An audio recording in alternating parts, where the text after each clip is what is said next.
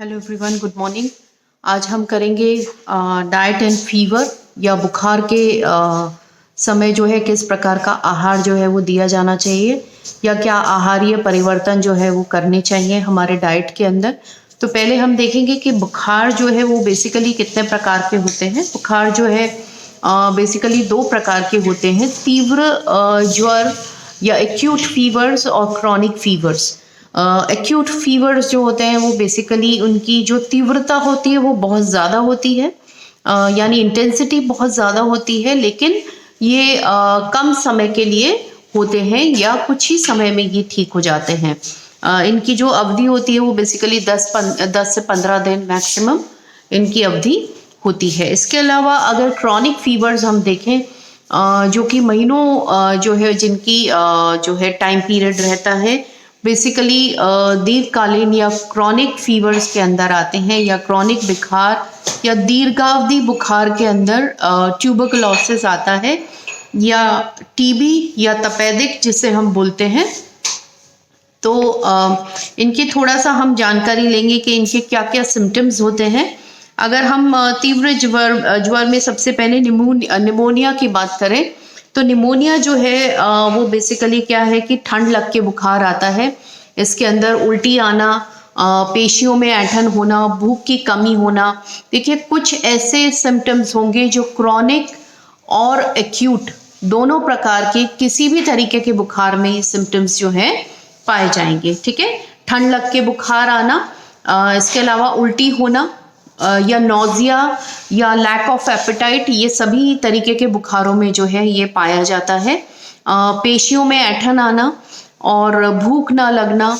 ठीक है, भूख ना लगना, लॉस ऑफ एपेटाइट, ये सब कॉमन जो है सिम्टम्स हैं। आगे भी आते हैं, जी घबराना, शरीर में दर्द होना या बॉडी एक होना, सर में दर्द होना, छाती में दर्द होना।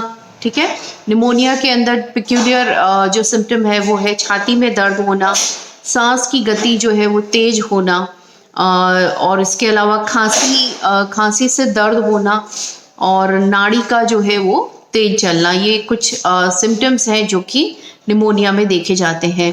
अब इसके अलावा अगर हम देखें तो इसमें किस प्रकार का जो है ट्रीटमेंट दिया जाता है, तो इसमें एंटीबायोटिक्स दिए जाते हैं या डॉक्टर जो भी मेडिकेशन प्रिस्क्राइब करता है वो दिया जाता है। पूर्णतया से रोगी को जो है आराम देना चाहिए और उचित आहार जो है उसको देना चाहिए। इसके अलावा अगर पोलियो की हम बात करें तो पोलियो बेसिकली जो है इसकी तीव्रता बहुत ज़्यादा होती है, लेकिन इसका जो इम्पैक्ट होता है वो लंबे समय तक रहता है। तो इसके अंदर भी शरीर में अकड़न होना, बुखार आना, जी घबराना, दर्द जो है होना, बॉडी एक होना और गर्दन का अकड़ जाना या लोअर लिम्स का स्टिफ हो जाना, ये इसके जो है सिम्टम्स हैं। इसके बाद रूमेटिक फीवर या रूमेटिक ज्वर की अगर हम बात करें तो इसके अंदर सांस लेने में कठिनाई और आर्थराइटिस होने की संभावना जो है इसके अंदर रहती है। त्वचा में लाल रैशेज हो जाते हैं या ललाई आ जाती है।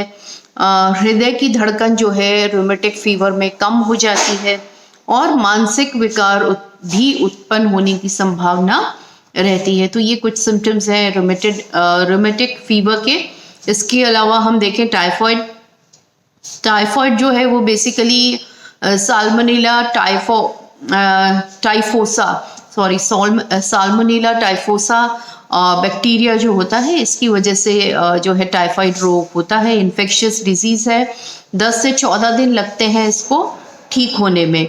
और इसके अंदर जो सिम्टम्स रहते हैं वो है बुखार, मन ना लगना, जी घबराना, कफ का बनना, अतिसार, उल्टी, लॉस ऑफ एपेटाइट, भूख ना लगना या लॉस ऑफ एपेटाइट, ये इसके खाने में अरुचि हो जाना, ये इसके कुछ जो है सिम्टम्स होते हैं।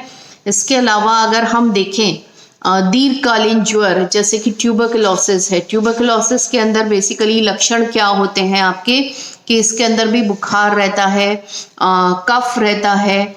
अक्सर जो है रोगी को शाम की ये ट्यूबरकुलोसिस जो है वो आपका दीर्घकालीन ज्वर है या लंबे समय अवधि के लिए चलने वाला ज्वर है। ये जल्दी से ठीक नहीं होता।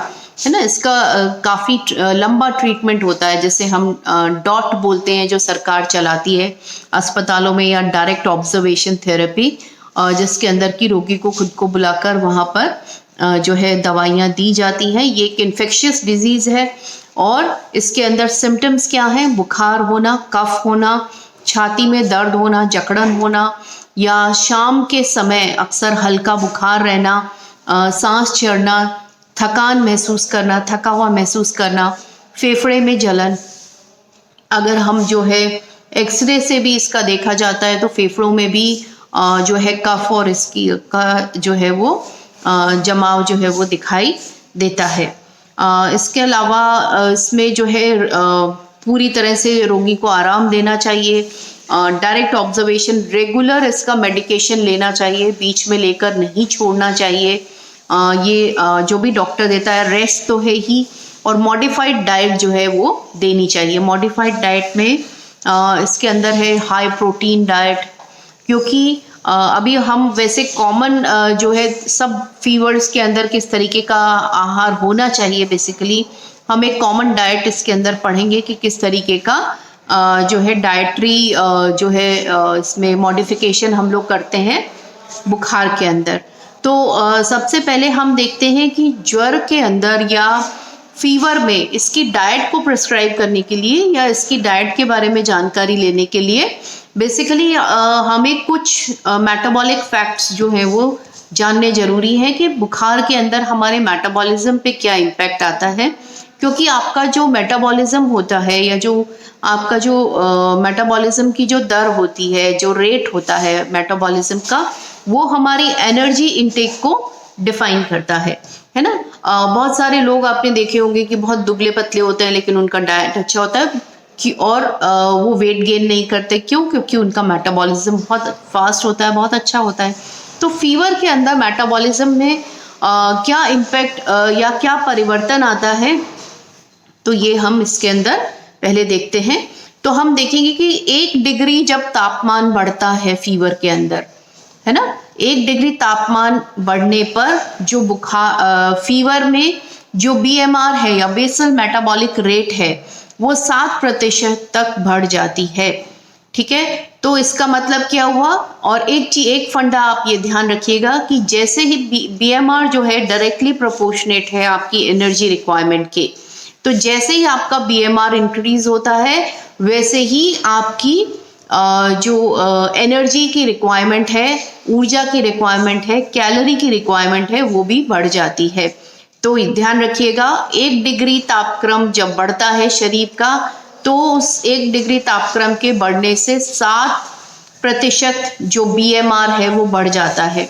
अब मैं थोड़ा सा आपको डिफाइन कर देती हूँ कि BMR क्या होता है, क्योंकि बहुत सारे बच्चे जो है इस BMR को लेकर कंफ्यूज होंगे। तो BMR क्या है? बेसल मेटाबॉलिक रेट इसको बोलते हैं, इसकी फुल फॉर्म है, और इसको हिंदी में बोलते हैं आधारीय चयापचय दर। ठीक है, आधारीय चयापचय। आधारीय चयापचय क्या होता है? जो आपके शरीर के कुछ ऐसे इनवॉलेंटरी फंक्शंस होते हैं जिनके ऊपर की आपकी इच्छा का कोई प्रभाव नहीं पड़ता है। तो आपके जो इनवॉलेंटरी एक्शंस हैं, फॉर एग्जांपल हार्ट बीट करना, है ना, हृदय का धड़कना, भोजन का पचना या पाचन तंत्र का काम करना, आपके उत्सर्जी अंगों का काम करना, सर्कुलेटरी ऑर्गन्स का काम करना, सर्कुलेटरी सिस्टम का काम करना, ब्रेन का काम करना, तो ये सब जो चीज़ें होती हैं इनके लिए भी हमारे शरीर को ऊर्जा की आवश्यकता होती है। तो इस ऊर्जा की आवश्यकता को जो ये सिंपल जो बेसिकली जो इनवॉलेंटरी जो एक्शंस हैं आपकी बॉडी के, उनको करने के लिए जो ऊर्जा की आवश्यकता होती है उसे हम आधारीय चयापचय दर कहते हैं। देखिए कि आपकी इच्छा हो नहीं हो, लेकिन ये इनवॉलेंटरी जो आपके बॉडी के एक्शंस होते हैं, फंक्शंस होते हैं, ये हमेशा काम करते रहते हैं। ये हमारी इच्छा पर डिपेंड नहीं करता कि अभी मैं सो रही हूँ तो अभी मेरा फूड डाइजेस्ट नहीं होना चाहिए, या अभी मैं सो रही हूँ तो मेरा माइंड जो है वो काम करना बंद कर दे, या अभी मैं सो रही हूँ तो मेरा हार्ट भी रेस्ट कर ले। तो ये चीज़ें नहीं होती, क्योंकि ये इनवॉलेंटरी एक्शन है, ये डायरेक्टली कंट्रोल्ड होते हैं हमारे ब्रेन से। तो इनके लिए जो ऊर्जा की आवश्यकता होती है उसे हम आधारीय चयापचय दर कहते हैं। तो जब भी बुखार होता है हमारी ये आधारीय चयापचय दर या बेसल मेटाबॉलिक रेट बढ़ जाती है, जिसके बढ़ने की वजह से 1 डिग्री तापक्रम जब बढ़ता है तो 7% तक हमारा BMR बढ़ जाता है, जो ये बताता है कि बुखार के अंदर जो है हमें जो नॉर्मल हमारा कैलोरी इनटेक है, नॉर्मल हमारा जो ऊर्जा का जो इनटेक है, जो ऊर्जा हम ले रहे हैं उससे ज़्यादा ऊर्जा लेने की हमें आवश्यकता है। ठीक है, यही कारण होता है। कई बार क्या होता है बुखार के साथ में लॉस ऑफ एपेटाइट या भूख की कमी जो है वो भी एसोसिएटेड होती है कि भूख नहीं लगती है। अब भूख नहीं लगती है तो क्या होता है कि हम सामान्य से भी कम भोजन ग्रहण करते हैं या सामान्य से भी कम कैलोरीज जो है वो ग्रहण करते हैं। अब और हमारी जो आवश्यकता है वो क्या है, सामान्य से भी अधिक लेना है हमें, लेकिन हम क्या कर रहे हैं सामान्य से भी कम ले रहे हैं, जिसकी वजह से बॉडी में जो स्टोर्स होते हैं, बॉडी में जो इकट्ठा किया हुआ ग्लूकोज है या प्रोटीन है ये डिप्लीट होना शुरू हो जाता है, इसका ह्रास होना शुरू हो जाता है, जिसकी वजह से जो है बॉडी में बहुत ज़्यादा कमज़ोरी आ जाती है। तो आपने फील किया होगा कि अगर आपको 1 दिन का भी फीवर है या 2 दिन का फीवर है और आपका एनर्जी इनटेक प्रॉपर नहीं है, आपने अच्छे से खाना नहीं लिया है, तो आपको बहुत ज़्यादा कमज़ोरी 1 दिन के बुखार में या 2 दिन के बुखार में भी आ जाती है। तो यही इसका कारण होता है कि बुखार में BMR बढ़ जाता है, जिसकी वजह से कैलोरी इनटेक बढ़ जाता है या कैलोरी ज़्यादा लेनी चाहिए लेकिन हम लोग कम लेते हैं। ठीक है, तो अब जब हम डाइट की बात करेंगे तो आप ये हमेशा याद रखेंगे कि फीवर में कैलोरीज की मात्रा ज़्यादा देनी है। ठीक है, फिर है शरीर से अधिक मात्रा में ऊर्जा का ह्रास होता है।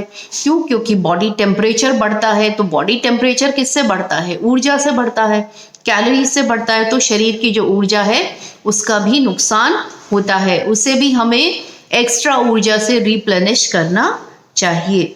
फिर है टाइफाइड और मलेरिया जैसी स्थिति में प्रोटीन चयापचय की दर बढ़ जाती है। देखिए मसल वेस्टिंग भी होती है बुखार के अंदर। तो जो क्योंकि आप कैलोरी इनटेक प्रॉपर नहीं ले रहे, बॉडी का स्टोर जो है वो यूटिलाइज हो जाता है ऊर्जा की बढ़ी हुई मात्रा को पूरा करने के लिए। ठीक है, बॉडी में स्टोर ग्लूकोज किस फॉर्म में रहता है? ग्लाइकोजन की फॉर्म में, लिवर में रहता है। ठीक है, तो जब आप पूरा नहीं ले रहे हैं या शरीर को जब ग्लूकोज कम पड़ रहा है तो ये ग्लाइकोजन पुनः टूटकर ग्लूकोज में और ऊर्जा देने का कार्य करता है। तो ये ग्लूकोज के भी जब ग्लाइकोजन के स्टोर्स भी जब खत्म हो जाते हैं तो उस कंडीशन में शरीर जो है प्रोटीन को भी यूटिलाइज करता है, प्रोटीन का नंबर भी आ जाता है। ठीक है, तो जो इसकी वजह से क्या होता है, मसल वेस्टिंग होती है या प्रोटीन का सामान्यतया भी मेटाबॉलिज्म या चयापचय बुखार की कंडीशन में बढ़ जाता है, जिससे मसल वेस्टिंग होती है और प्रोटीन का भी लॉस होता है। इसलिए हाई प्रोटीन डाइट जो है वो बुखार के अंदर दी जानी चाहिए, सुपाच्य लेकिन हाई प्रोटीन।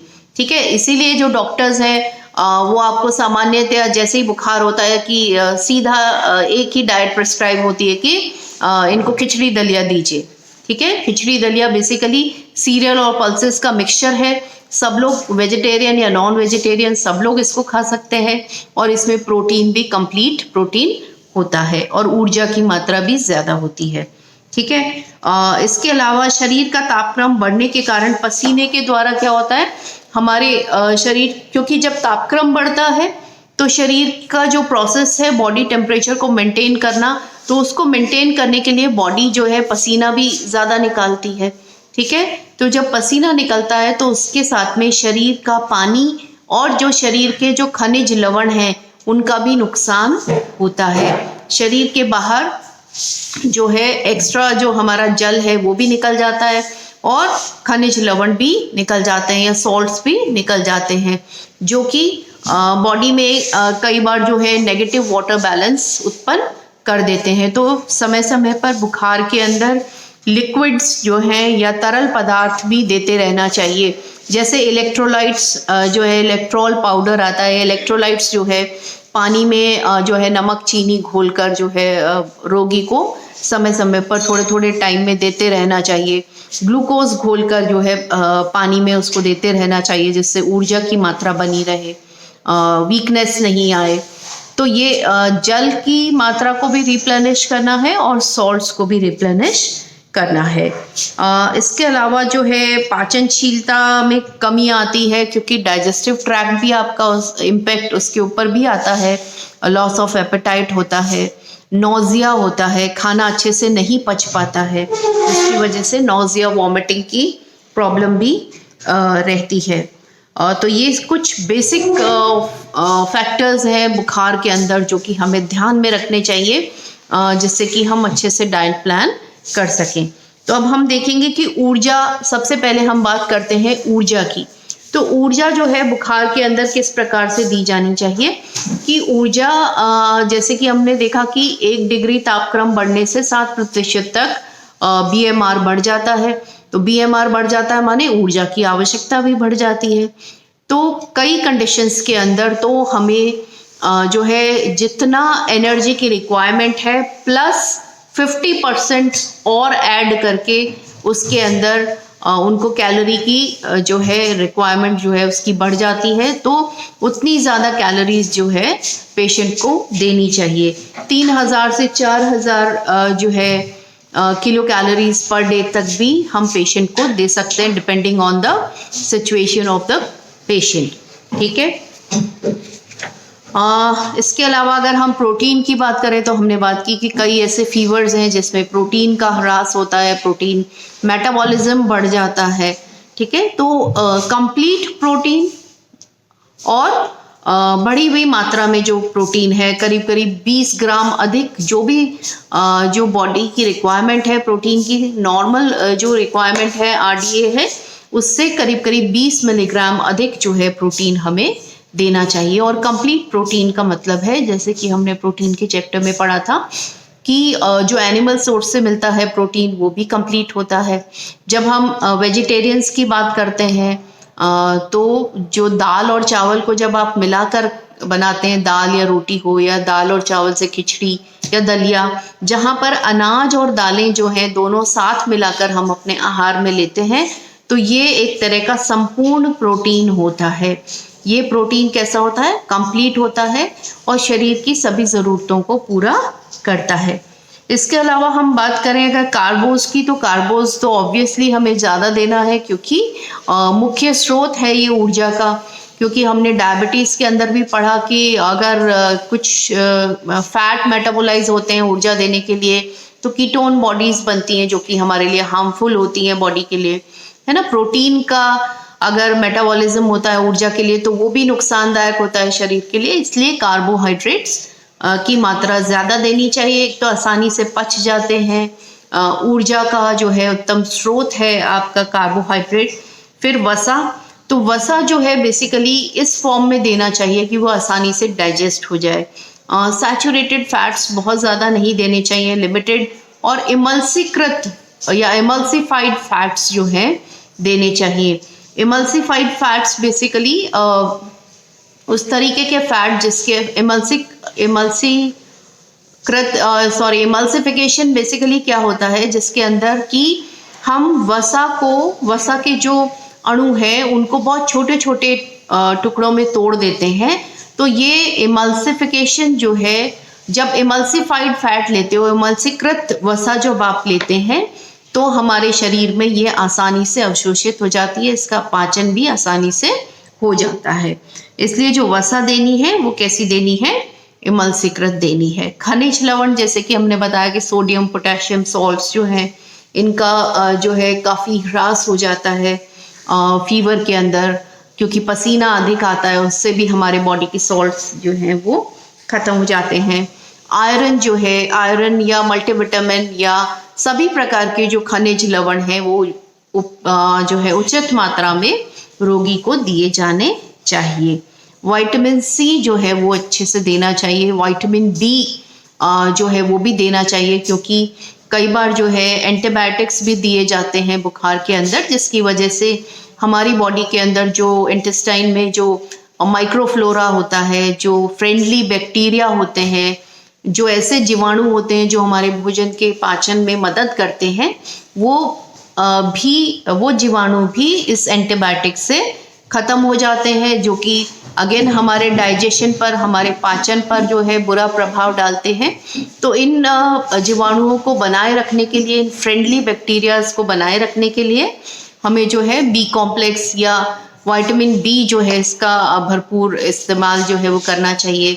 छाछ, दही, इन चीज़ों का प्रयोग जो है करना चाहिए। दूध भी ले सकते हैं, दूध से बने पदार्थ जो कि आसानी से जो है पच जाए, इस तरीके की चीज़ें लेनी चाहिए।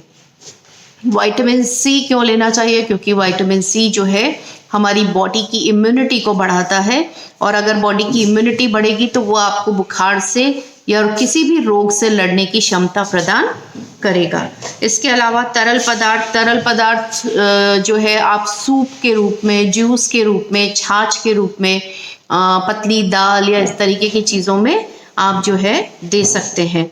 और करीब 250 से 5,000 जो मिलीलीटर्स पानी है, तरल पदार्थ है, वो रोगी को देना चाहिए। इससे ज़्यादा भी आप दे सकते हैं डिपेंडिंग ऑन द सिचुएशन और उसकी जो भी पेशेंट की रिक्वायरमेंट है, या जिस तरीके का उसका बॉडी की जो रिक्वायरमेंट है कि वाटर बैलेंस कैसा है, पॉजिटिव है, नेगेटिव है, तो उसके ऊपर डिपेंड करते हुए आप ये दे सकते हैं। तो ये जो है आहार है हमारे बुखार के अंदर की, तीव्र ज्वर हो या क्रॉनिक फीवर हो, उसके अंदर किस तरीके का जो है आपको आहार देना चाहिए। क्रॉनिक फीवर जैसे कि हमने बात की ट्यूबरकुलोसिस, तो ट्यूबरकुलोसिस बेसिकली लंबे समय अवधि के लिए चलता है, तो इसमें प्रोटीन का बहुत ज़्यादा ह्रास होता है। तो स्पेशली प्रोटीन पे बहुत ज़्यादा ध्यान देना चाहिए। आसानी से पचने वाला भोजन जो है वो पेशेंट को देना चाहिए, जो आसानी से पच जाए। नेक्स्ट क्लास में हम लोग लेंगे अति भार और अल्प भार, या ओबेसिटी और अंडरवेट।